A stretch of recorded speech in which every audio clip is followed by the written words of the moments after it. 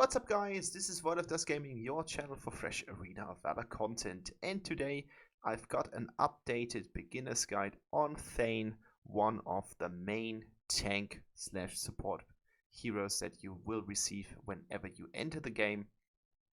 He has become a brute force. I would say he's one of the best support tanks right now in the game, just because they changed one of his premier abilities in the past, which is his S2, with which you can now jump over walls and stuff like that, making him a lot more mobile.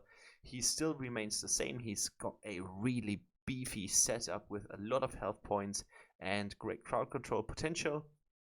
I'm not talking about skills here in the video in detail, because you've got a really nice passive which is giving you health back at a certain point. When you drop under 50% of your total health points, you get an S1 with which you can push enemies around. Your S2 is slowing down enemies, and you can jump over walls, which is a really nice update, and that's the reason why I need to update my guide that I've been putting online in the years before, and the ultimate still remains the same. So I think the first part of this video is about to check out his armory. So equipment wise, as you can see, as he is a support character, I'm building him on tank / support items in total. So we've got Mantle of Ra in here, and then we've got all the lovely items with the Shield of Lost, Via Aegis, and one magic resistance item. It's basically dependent on what you're facing. So if there's a lot of poking damage and a lot of burst, you might go for the Medallion of Troy. If it's just poke and little damage, you are better suited with Gaia's Standard here. So that's basically the build, and of course the support items should be adopted in a way that it fits the enemy composing. So take Cleanse if there is a lot of CC on the enemy team, for example against Grux, and if there's a lot of burst damage, you might also want to consider the Barrier, but this is basically your main entrance to Thane. Anyways, I'm going with my AD tank build that you guys might know from the videos that I've posted before. So it's 10 times Indomitable for some armor, max HP. It's Benevolence for max HP, movement speed, and some HP regeneration. And I'm building Obscure, but you can take Valence here as well to build even more armor, even more HP, if that is suiting your playstyle and you are always in positions where you want to have additional health points. Enchantment wise, I've decided to go with Nature's Rage as my core enchantment, with Tower Blessing and Nature's Gift to boost our health points even further. If you are in the setting that you just realized you don't have that much defense, you can also take Explosive Shields over Nature's Rage, but I'm getting good results from Nature's Rage, so I have taken that item. And in the second department, I'm going with Devour and Bone Cutter to stack our crowd controlling resistances even further, because that is synergizing with the Gilded Grief. So that's basically the build. If you like this kind of content, consider to leave a thumbs up and subscribe to the channel, and the comment section down under this video is open for your thoughts. So let's check out the gameplay, because this is what we need to talk about, because Thane has just become a beast in the past, and this gameplay is going to show you how capable he is on controlling a game. Enjoy! Alright, welcome to this guide and the actual gameplay. So as you can see, what I'm always doing is to take the first upgrade of any item that I want to start with, and the second investment will be in boots, because boots are actually quite important. You want to be a little bit more mobile and take the advantage that you get from the respective boots in terms of defensive things or cooldown reduction things, and that's quite important to have, especially if you want to roam in the mid stages of the game. So Thane is pretty much straightforward. He is a tank that's able to deal massive amounts of crowd control to the enemies. As you can see, I have already caught Telenas and Annette here in my first ability. Unfortunately, I was immediately caught by the Diachan because we did not have the information that she's roaming down. That's always a downside or a drawback in these games, because people are not going to actually tell you what they want to do, and a lot of people do not really get well along with the actual super aggressive playstyle that you need to put on Thane if you want to play him successfully. So it's all about getting in, use your spells, and get out alive because your passive kicks in. And as you can see, we already scored a double kill here on the Lorian, and this is going to bring him to the MVP at the end of the battle.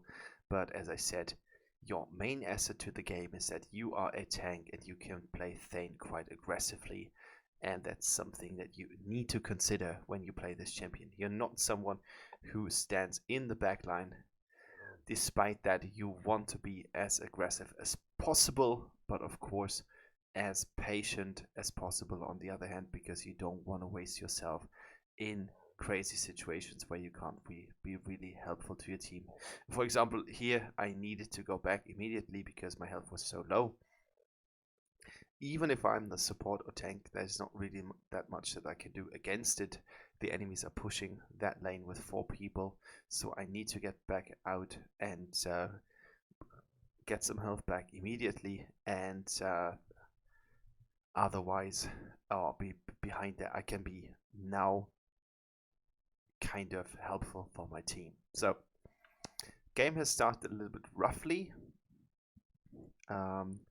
My team is about to be a little bit frustrated, at least some players are, and this is the new ability, the knock up from your second ability that has been changed, and it's basically changing your whole playstyle. You can play Thane a lot more aggressively with this jump right into the face of the enemy, giving you the opportunity to then relocate and push them back into your tower or into your ranks with your S1.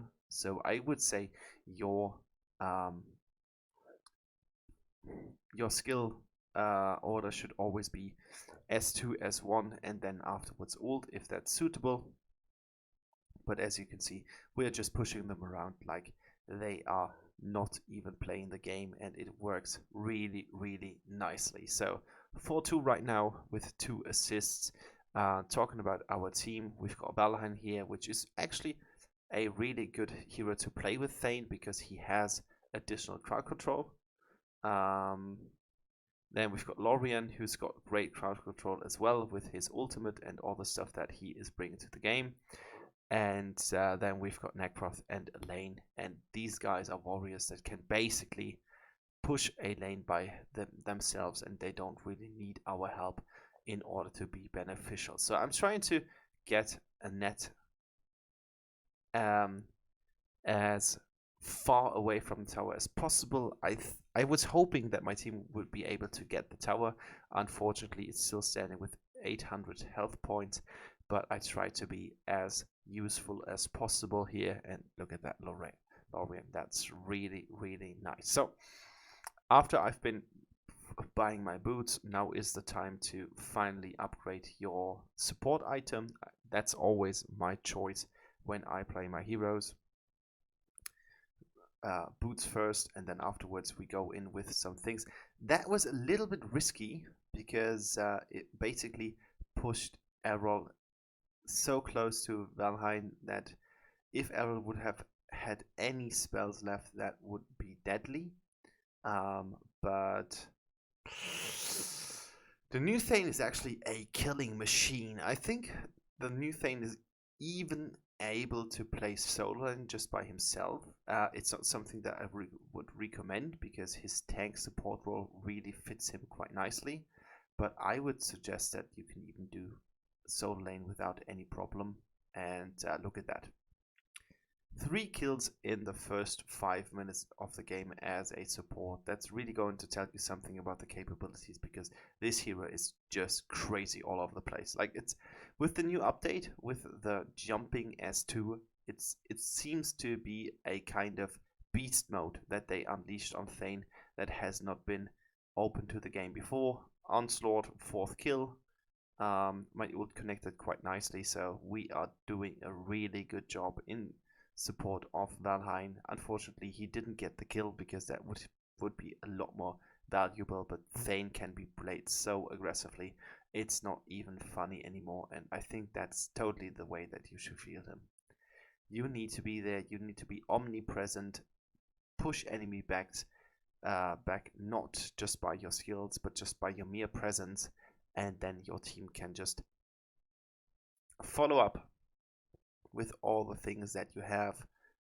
Here Diogen tries to get away, and if Lorien would have been there, that was the wrong kind of corner. Yeah, I should have just pushed back away from the tower, but I think it was still worthwhile because now we've got a better chance to get the tower. But Thane is just he's insane right now. The changing of the S2 just made him a different character, because beforehand you were not really dealing damage at all. That was always a problem of Thane, that you were basically just running around, putting things here and there, and you had the impression that besides of your whole crowd controlling abilities, you had little to no impact to the game damage-wise. And this changed. Your S2 combined with all the new things that you got to your tools kit is just making him so much better, and it's just making him so damn good in terms of defending things, fighting against things, and it's just a really big pleasure to play him right now because he's just become so good. I always liked him, but he felt more sort of a beginner hero because his skills seems to be appropriate to people who didn't really know things about Arena of Valor yet. But now it seems to be the case that you can play Thane a lot more independently, and I think that's something that is really important to this kind of hero, because beforehand you always had the impression that you can't really do anything without support, and that's always a little bit difficult if you're fighting team fights, especially if you're going in on ranked matches and something like that where you really want to get the win and you're not playing for your personal pleasure. You really need to have an impact on the game, and this is constantly true with the new updated Thane, and it's finally there. They should have done that a lot earlier before. And yeah, 4-3-7, that's the score. We're trying to do as best as possible. Of course, we're not the gold leader here because we are the support, which is a little bit frightening because we are not the last, but the person before the last hero, and that's going to tell you something. So someone is worse than we are. Good flicker here. Otherwise, we would have caught her in our ability. And now it's Lorien's turn to just get her and kill her to death. Unfortunately, it didn't turn out the way he wanted to. I need to be careful right now. And this is something that's really beautiful. If you would have done something like this, completely overextending and trying to get into the enemy ranks, the old Thane would be just caught by surprise or caught by any other charge. But now you can finally jump over walls, and it's going to just have such a great impact on your game. Look at that. We can completely go into the ranks here. Another kill, 5 kills right now. Double kill here for Lorien, and I think we set up the initiation quite nicely, and that's something that you need to be aware of. It's just a complete different Thane playstyle that you need to adopt if you have ever played Thane before. You can play him a lot more aggressively because now you've got the chance to jump over walls. That's a complete new thing. It didn't ever happen before, and it just means that you can jump in right behind the tower, as I'm doing here, and then you can just push enemies in one direction. Oh my goodness, we're just doing so much damage to them. I mean, I sacrificed myself here in order to get my team to be working, but it's just crazy how good the new kit works in total for him. I just love this character. I kind of liked him before, but you always had the drawback that you were kind of more solid and a little bit more not stable, but you were a little bit more focused to this one position. But now with the upgraded S2 that brings you to jump to different positions, it just gives you so much more room to improve, and it gives you the opportunity to actually decide from which direction you want to put enemies into your team or not. Like, I mean, that's completely dependent on what your team is about to do. So look at that. We can now just use her, run over her. If my team would not have gotten the kill, it would be completely fine to just push her away into the dragon and let the dragon do the kill. So this is kind of the new playstyle that you get from Thane, because you've got new vectors. It's all about jumping to a place and then pushing things back or away, dependent on the pressure and depending on your team composition at that fight. But I think the new Thane is making team fights a lot more tactical, and that's actually quite neat to have that. Of course, your main damage coming from the auto attacks did not really change, but the whole appearance on what you are actually able to do changed a whole lot, and this makes him a little bit more versatile, and that really suits him. The plain Thane character that you have known from the beginning of the Arena of Valor things has just become a little bit more three-dimensional, and I think that really makes him a little bit more beneficial when you play him. Combine that with the tankiness, and as you can see, yeah, we died 4 times, but you are a brick that the enemy needs to surpass. If they are not able to get through your armor and your health pool, it's basically a win for your team, because it's just giving you your damage dealers so much time to inflict damage on the opposing team, because you are there. And if you are there, they need to deal with you. And if that is not the case, your damage dealers will range freely. Of course, you need to be careful about characters such as Thane. As you can see, she is a difficult force to write home about, but I fear for my team. But all in all, we just managed to get them quite nicely, and in 16 minutes the game is done. 14 minutes. 14 minutes the game is done. So I would say Thane is right now one of the best supports, especially for beginners, because his kit just feels so naturally.